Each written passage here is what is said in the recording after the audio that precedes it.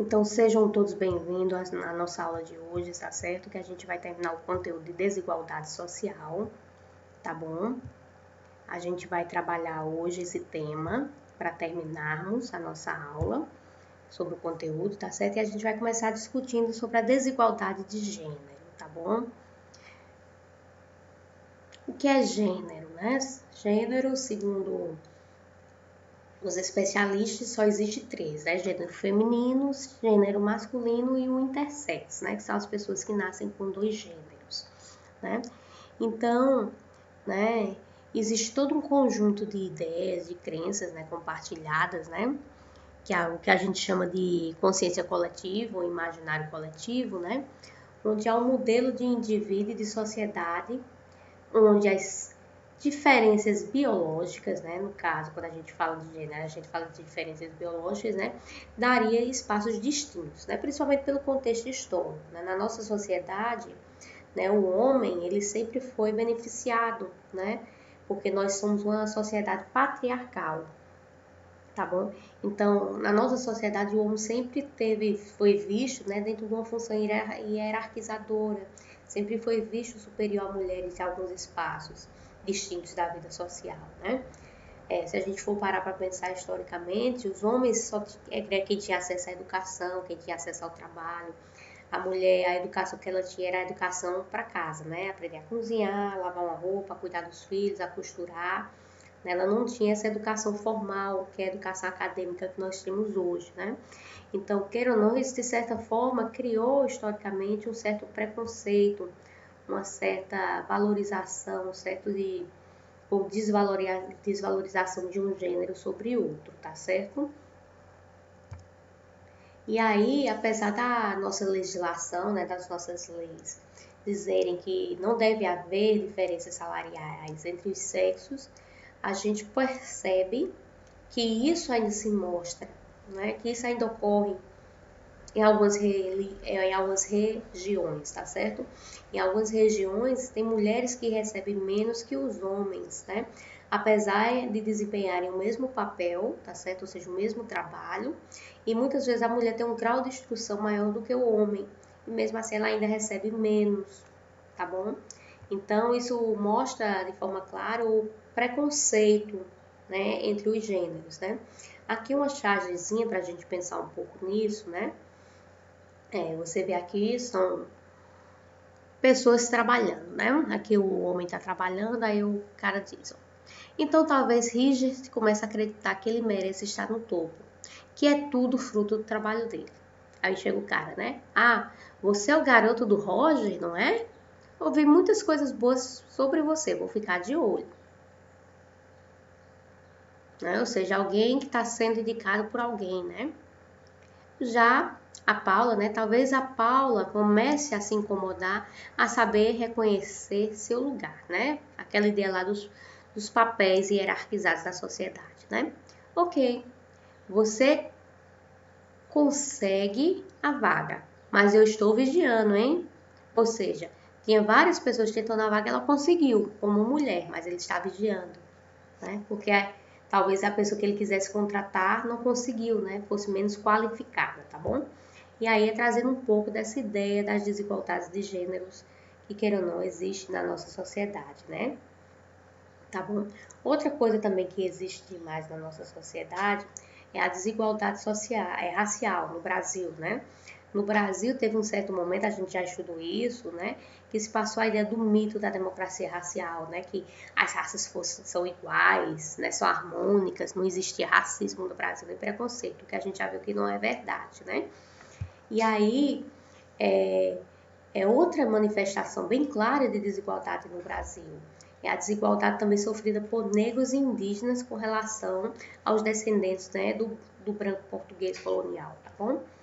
E aí, quem fala um pouco disso, né, o sociólogo Otávio Yanis, né, que ele vem afirmar que o fim da escravidão no Brasil, né, de forma alguma, isso significou a inserção dos negros, né, em condições de igualdade na sociedade brasileira, né?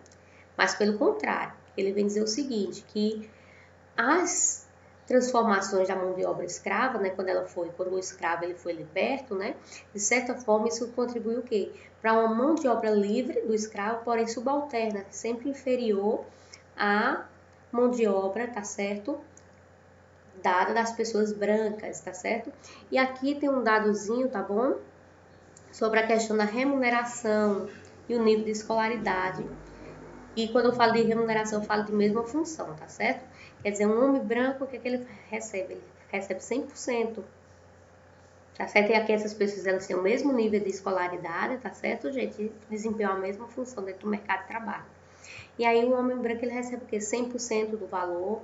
Uma mulher branca recebe 68,7%, a gente já vê ó, a diferença entre mulher e homem, né? Já o homem negro, ele recebe muito menos até do que a mulher branca, tá certo? E a mulher negra aí é que ela recebe muito menos mesmo, né? O que deixa claro a questão do preconceito de raça no Brasil, né?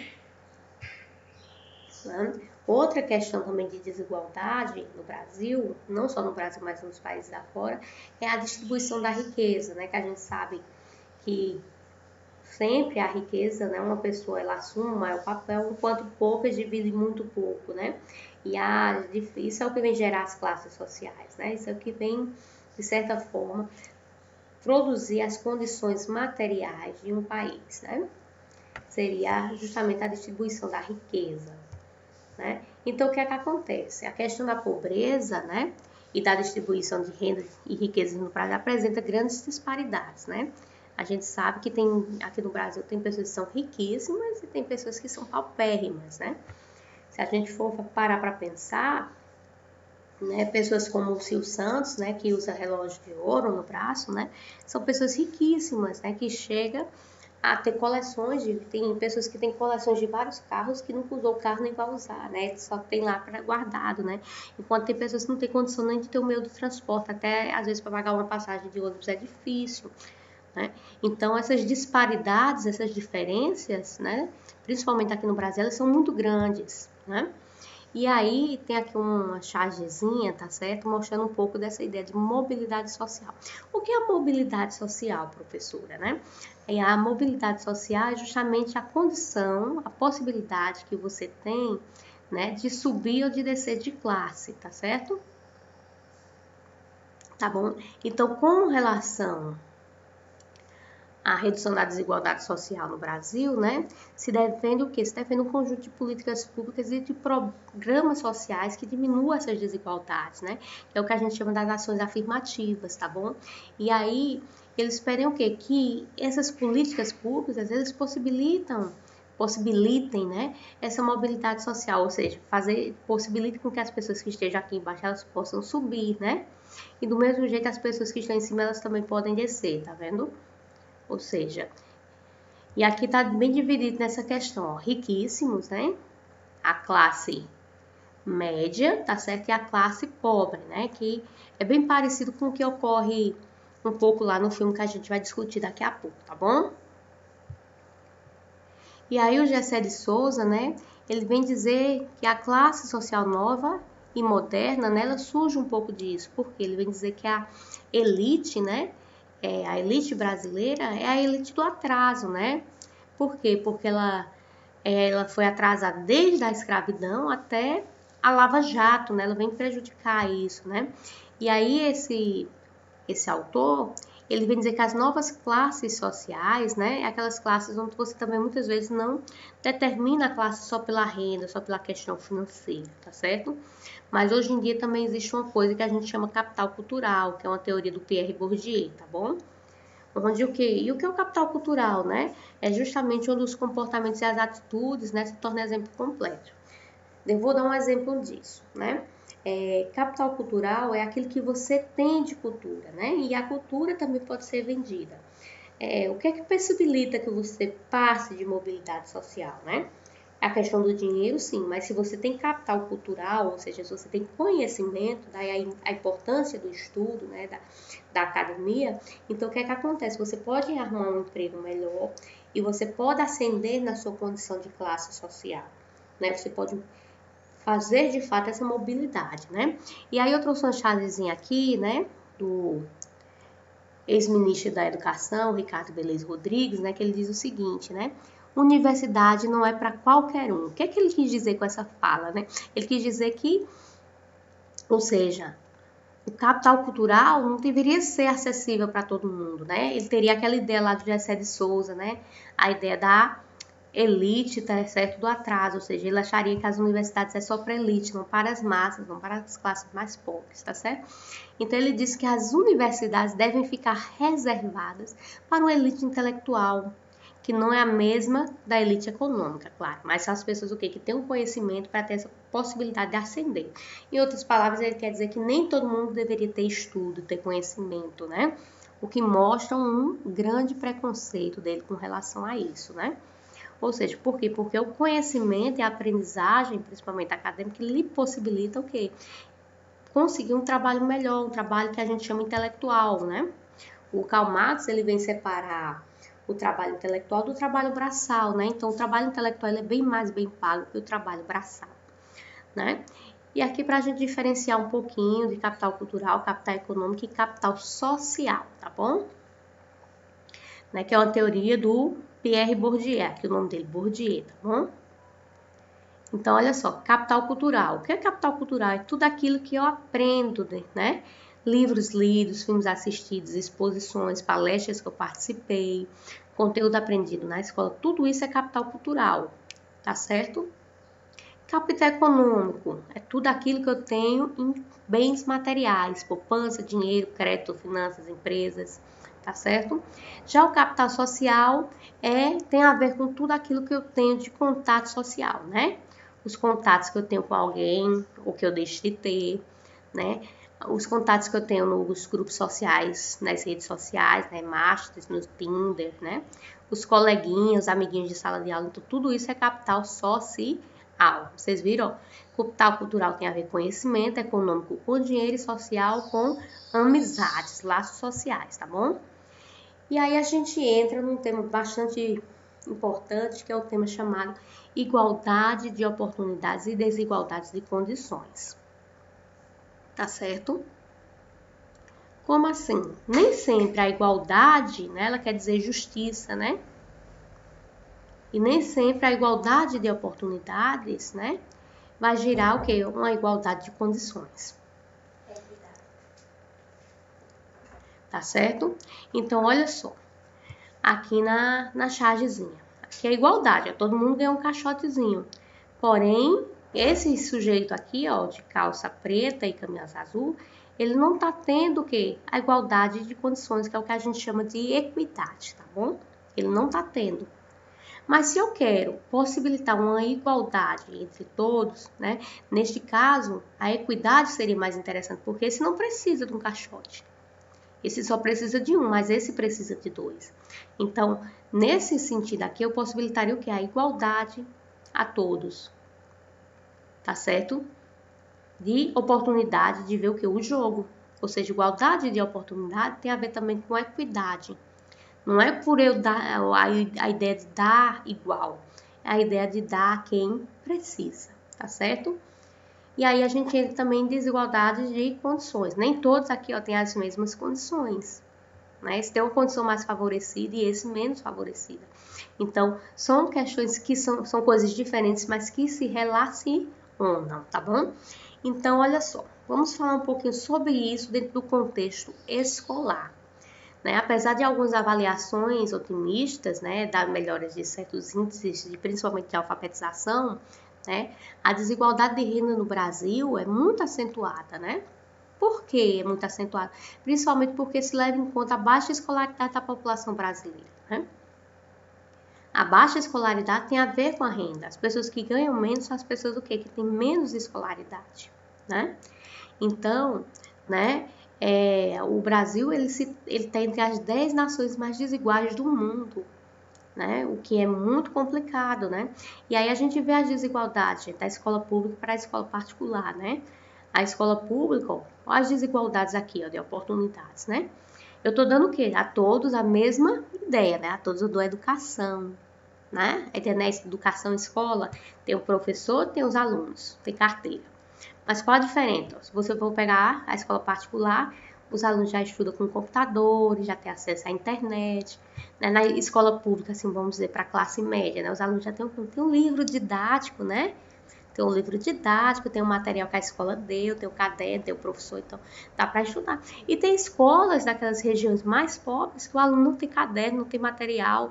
Muitas vezes ele não pode comprar o caderno, não tem nem lápis, ele só tem o professor e a lousa, né? E você vê as condições da escola. Então, isso não seria, você está dando a igualdade de oportunidades, sim, estou dando a igualdade de estudo a todos. Porém, eu não estou dando equidade, ou seja, as mesmas condições de ensino. Eu não sei se ficou claro para vocês a ideia de igualdade de oportunidades, né? Mas vamos discutir também nessa charge aqui, tá bom? Olha só, durante todos os anos, né? Essas pequenas diferenças. Rapaz, aqui o pai paga na faculdade, ó, ele só estudando, ele tá tranquilo, né? Essa não, ela tem que trabalhar, né?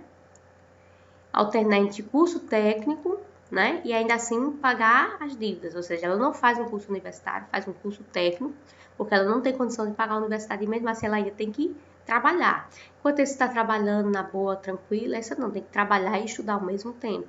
Então, por mais que eles tenham a condição de estudar, as oportunidades não são diferentes, ou seja, tá certo? A igualdade de oportunidades existe, porém, com igualdade de condições, não é igual. As condições de buscar isso não é igual, tá certo?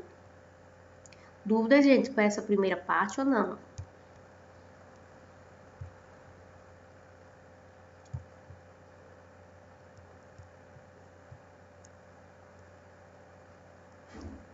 E aí a gente vai discutir agora, vou dividir com vocês, né?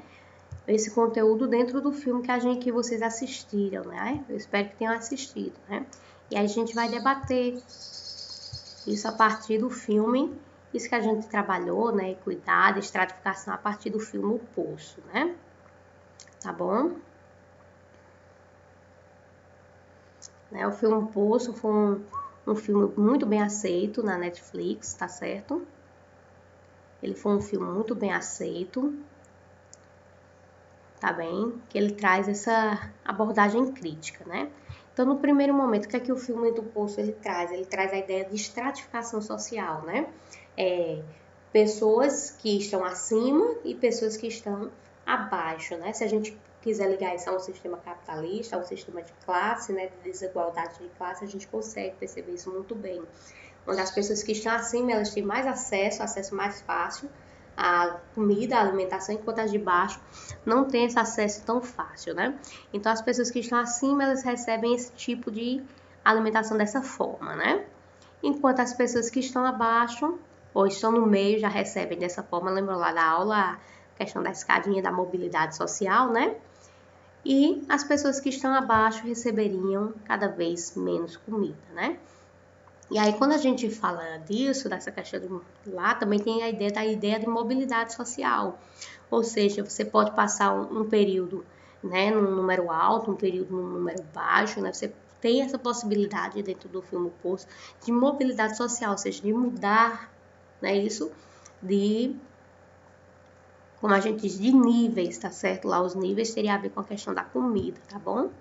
E aí os níveis bem mais baixos, né, chega somente os pratos, né, o material que não é comestível, tá bom?